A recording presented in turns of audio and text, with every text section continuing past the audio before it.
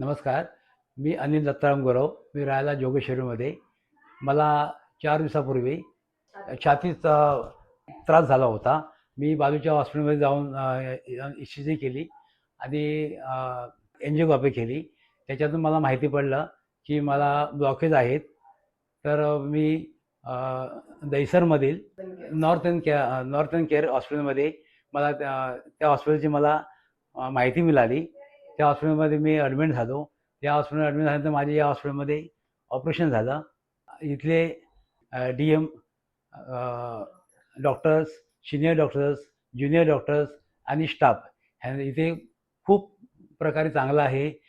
आणि ही प्रधानमंत्री जनधन योजना या अंतर्गत झालेलं आहे. मी सर्वांना विनंती करेल की या योजनेचा लाभ उठावा, अशी मी सर्वांना विनंती करेल.